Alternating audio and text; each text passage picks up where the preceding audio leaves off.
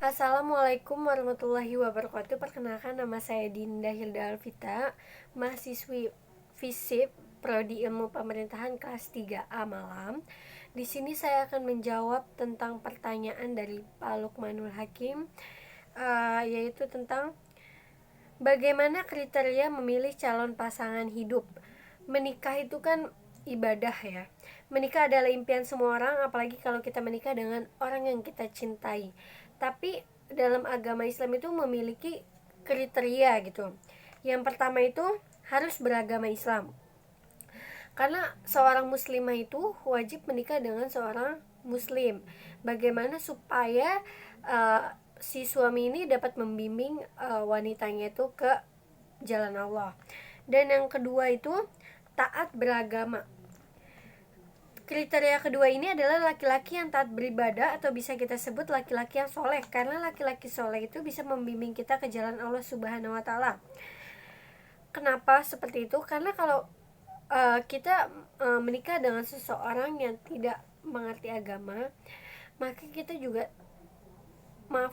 tidak akan diajarkan ke ajaran Allah. Bagaimana kita jarang diimamkan, jarang ngaji, itu adalah contoh-contoh yang tidak baik. Jadi lebih baik kita mencari pasangan hidup itu yang taat beragama. Bagaimana dia bisa mengimam kita menjadi sosok suami ayah yang baik gitu. Dan ada juga menjauhi kemaksiatan. Kriteria yang ketiga ini adalah seseorang lelaki yang senantiasa menjauhkan dirinya dari kemaksiatan. Karena apabila seseorang mendekati kemaksiatan, maka biasanya orang tersebut akan cenderung melakukan kemaksiatan. Jadi kita bisa lihat nih, dari pertama kita pendekatan ini, kita bisa lihat kehidupannya dia ini seperti apa nih, sehari-harinya. Apa suka mabuk-mabukan, atau suka keluar malam, atau suka main judi. Kita bisa ngeliat nih dari masa pendekatan ini. Kalau misalkan di masa pendekatan ini dia baik-baik aja, berarti dia termasuk kriteria yang ketiga. Dan yang keempat itu berasal dari keluarga yang baik. Lingkungan keluarga biasanya akan mencerminkan bagaimana kehidupan seseorang itu. Jadi kita bisa lihat nih, pas kita dekat sama calon suami kita mendekatkan diri dengan keluarganya, dan kita bisa lihat nih lingkungan keluarganya seperti apa. Kalau misalkan dari keluarganya aja sudah harmonis, berarti keluarga kedepannya kita pun akan harmonis. Dan tapi nggak bisa kita lihat dari sisi buruk atau sisi baik aja. Jadi kita harus melihat dari keseluruhannya. Apalagi si pria ini menyayangi sosok ibunya. Bagaimana seseorang lelaki yang menyayangi ibunya pasti juga bisa memuliakan istrinya. Dan yang kelima itu taat dan santun kepada orang tuanya. Sama yang seperti tadi saya bilang, bahwa lelaki sangat menghormati orang tuanya, berarti dia setelah menikah pun akan menghargai istrinya, menghormati, mencintai dengan tulus hati, dan membimbing ke janahnya. Mandiri dalam ekonomi. Jadi selagi pas kita masa pendekatan ini, kita udah bisa lihat nih, dia ini selama ini bagaimana, mau bekerja atau tidak, siap bertanggung jawab atau tidak. Kalau si cowok ini malas kerja, berarti dia bukan termasuk pria yang pantas untuk kita nikahi, karena belum ada kepastian gitu, belum ada tanggung jawab. Karena suatu saat nanti kan suami itu akan menjadi kepala rumah tangga, akan membiayai istri, akan menghidupi anak-anaknya. Jika dia tidak kerja, jika dia tidak mau bertanggung jawab, bagaimana gitu. Jadi itu maksudnya wajib ya, berjiwa pemimpin. Jiwa kepemimpinan ini sangat dibutuhkan karena nantinya seseorang suami akan memimpin istri dan anaknya. Bagaimana bisa? Karena si suami ini nanti bakal memimpin istrinya nih, bakal mengimami, bakal nuntun anaknya. Karena kan kita ini pasti nuntunnya ke suami gitu, yang ngikutin ke suami gitu ya. Nggak bisa kalau misalkan suami kita aja nggak nuntun kita mau gimana? Masa kita masing-masing, kita sholat sendiri, suami sholat sendiri, itu kan kurang kurang baik ya. Dan lebih baik tuh kita sholat tuh berjamaah bareng suami, karena mendapatkan pahalanya pun banyak ngaji bareng, setelah sholat kita ngaji, itu tuh luar biasa banget pahalanya. Dan yang kedelapan itu bertanggung jawab. Jika suami itu maksudnya suami itu harus bertanggung jawab, nggak bisa nih maksudnya setelah nikah dia malas-malesan, nggak ada tanggung jawab, itu nggak boleh. Maksudnya kan suami itu ada pegangan gitu ya, maksudnya kayak bakal ada menghidupi seorang istri dan anak-anaknya. Kalau dia nggak tanggung jawab, masa iya meminta ke orang tuanya? Nah itu nggak boleh ya. Dan yang kesembilan itu berperilaku lemah lembut, tapi bukan lemah lembut gimana gimana ya. Jadi kayak si suami ini harus bisa menahan emosinya terhadap istrinya, maksudnya semarah-marahnya dia terhadap istrinya, harus bisa mengkontrol emosinya. Contoh seperti itu kayak misalkan suatu saat nanti dia menikah dan si istrinya masak dan makanan itu asin, dia nggak bisa bilang ini makanan kamu nih asin banget, nggak bisa. Cuman kamu bisa bilang makanan kamu ini enak tapi garamnya ini terlalu banyak atau gimana. Pokoknya menggunakan kosakata yang lembut supaya istri itu tidak sakit hati. Itu bagus banget sih. Suka berketurunan dan subur. Dalam Islam diwajibkan untuk memikirkan supaya mempunyai keturunan. Maksudnya ada beberapa pria yang kayak menunda keturunan, itu tuh kurang bagus ya, karena menurut saya keturunan itu wajib, dan jika Allah meridhoi pun kita akan mempunyai keturunan. Jadi sebaiknya keturunan itu tidak boleh ditunda. Dan yang kedua, apa bekal yang harus dipersiapkan oleh seorang istri menurut Islam? Oke. Yang pertama, persiapkan niat yang tulus dan matang. Yang kedua, melakukan ta'aruf untuk proses perkenalan, memperbaiki akhlak dan mengamalkan sunnah, sabar mengelola emosi, mengikuti konseling pranikah. Dan di sini saya akan bahas ya. Yang pertama, persiapkan niat yang tulus dan matang. Gak bisa nih seorang calon istri tuh cuma bilang saya mau nikah hari ini gitu. Kalau kamu serius nikahkan saya, itu nggak bisa. Tapi harus niat yang tulus. Kalau misalkan kita kurang yakin dengan pria ini, maka kita harus sholat malam, sholat istikharah, supaya kita dikasih petunjuk apakah ini yang terbaik atau tidak. Kalau iya, maka nanti akan dipertunjukkan. Dan yang kedua, melakukan ta'aruf untuk proses perkenalan. Jika kita tidak ingin berlama-lama, maka kita menjalani proses ta'aruf, dan ini dianjurkan banget di agama Islam. Dan yang ketiga, memperbaiki akhlak dan mengamalkan sunnah. Bagaimana kan maksudnya itu, jodoh itu cerminan kita. Kita mainnya di mana, dan itulah jodoh kita.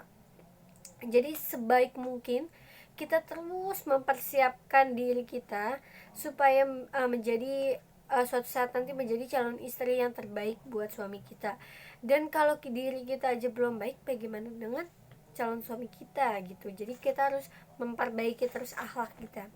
Sabar mengelola emosi. Istri yang baik itu pintar mengelola emosinya. Istri yang baik itu bisa meredam emosinya, semarah-marahnya terhadap seseorang, terus bisa menahan kalimat kasar. Dan sebisa mungkin semarah-marahnya itu kita harus bisa lebih baik dimusyawarahin, lebih baik kita diomongin baik-baik. Nggak bisa nih kita kayak main api, dibahas api. Jadi kayak harus ada api dan air kayak gitu, supaya nggak terus-terusan perdebatan itu ada gitu. Dan mengikuti konseling pranikah sebelum kita menikah. Mungkin menurut saya lebih baik mengikuti konseling supaya kita tuh tahu dapat bekal sebelum menikah. Dan pertanyaan yang ketiga, bagaimana cara memelihara kelangsungan rumah tangga menurut Islam? Dan ada beberapa tips membangun keluarga harmonis menurut Islam. Yang pertama, memperkuat hubungan dengan Allah Subhanahu wa Ta'ala. Sebisa mungkin kita dan suami kita itu terus mendekatkan diri terhadap yang di atas, yaitu Allah Subhanahu wa Ta'ala, supaya hubungan kita tetap langgeng dan harmonis. dan dijauhkan dari segala masalah apapun. Dan yang kedua, saling menjaga ibadah. Jika kita, mohon maaf ya, ada lupa-lupa terhadap ibadah, semoga aja pasangan kita bisa mengingatkan untuk sholat 5 waktu, untuk melakukan sunah-sunahnya, insya Allah ya Allah.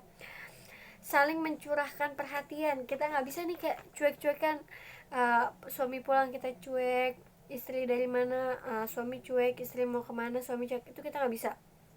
Jadi saling mencurahkan perhatian, kamu udah makan belum gitu, atau kamu mau aku kasih minum atau gimana gimana gitu, kamu habis dari mana. Jadi selalu ada komunikasi, karena setiap hubungan tuh harus mempunyai komunikasi yang baik. Kalau nggak ada komunikasi baik, biasanya itu tanda-tanda hubungan itu akan retak menurutnya ya. Menghabiskan waktu berkualitas bersama keluarga, dan ini penting banget menghabiskan waktu. Jadi kita butuh waktu entah beberapa hari untuk menghabiskan bersama keluarga. Mungkin kita capek ya kerja, melakukan kesibukan di rumah, dan kita butuh yang namanya liburan bersama keluarga, dan supaya itu menambah keharmonisan terhadap keluarga. Dan jangan lupa terus bersyukur kepada Allah Subhanahu wa taala. Jadi setiap hari itu kita harus bersyukur supaya ditambah terus kenikmatannya dalam rumah tangga kita. Bersabar satu sama lain. Bersabar, kenapa kita harus bersabar? Kita nggak bisa nih kayak sama-sama, yang satu emosi, yang satunya emosi, nggak bisa. Api dibalas api, kita nggak bisa. Jadi dimana yang satu marah, yang satu harus sabar, harus menenangkan. Karena pasangan suami istri itu nggak bisa kayak api dibalas api, nggak bisa. Kalau sampai kayak gitu, mau sampai kapan gitu? Maksudnya bertengkar terus, lebih baik harus ada yang mengalah, harus ada yang meredam. Dan memaafkan kesalahan mereka, ini yang paling penting, karena setiap orang itu susah banget memaafkan. Biasanya di mulut kita bilang, iya aku udah maafin kamu, tapi itu belum tentu kita dimaafin. Maksudnya belum tentu kita ikhlas maafin. Karena di sini dijelasin, siapapun yang memaafkan dan membuat rekonsiliasi, hadiahnya adalah karena dari Allah. Surat An-Nur 22. Dimana di situ dijelaskan berlapang dada lah, teruslah bisa memaafkan seseorang, membesarkan hati untuk memaafkan seseorang, karena kan setiap manusia itu memiliki kesalahan. Dan yang terakhir, tidak mudah marah. Dan ini susah banget sih, karena saya sendiri pun agak sering marah, susah agak mengontrol marah emosi kita. Jadi sebaik-baiknya, semarah-marahnya kita harus bisa kontrol emosi kita dalam rumah tangga, supaya nggak terjadi terus pertengkaran dalam rumah tangga kita. Oke, yang keempat, bagaimana peran orang tua dalam mendidik menurut Islam. Peran orang tua itu sangat penting banget ya. Peran orang tua itu sangat penting banget, bertugas menjadi pembimbing dan teladan bagi anak dalam menanti Allah dan Rasulnya. Orang tua yang baik menurut Islam akan mengambil tanggung jawab ini secara ini, sehingga anak akan tumbuh menjadi pribadi yang baik dan selalu melakukan hal benar sesuai ajaran agama Islam. Oke, jadi saya jelasin. Setiap anak itu perilakunya tergantung dari orang tua, tergantung dari didikan kita. Kalau kita dari kecil mengajarkan kebaikan, mengajarkan agama, mengajarkan Al-Quran, maka insya Allah anak tersebut tumbuh dengan yang baik, tumbuh dengan lingkungan yang baik, tumbuh dengan agama Islam, tumbuh dengan meridhoi, maksudnya tumbuh dengan tumbuh menanti Allah dan Rasulnya, tidak lupa dengan Allah dan Rasul. Jadi dia nggak akan, insya Allah nggak akan lupa dengan Nabi, nggak akan lupa dengan Rasulnya dan Allah Subhanahu wa taala. Jadi ini penting banget sih, karena kita dari kecil harus bisa mengajarkan bahwa Al-Quran itu adalah pedoman ya, gitu. Paling gitu doang sih jawaban dari saya. Sekian dan terima kasih, kurang lebihnya mohon maaf. Assalamualaikum warahmatullahi wabarakatuh.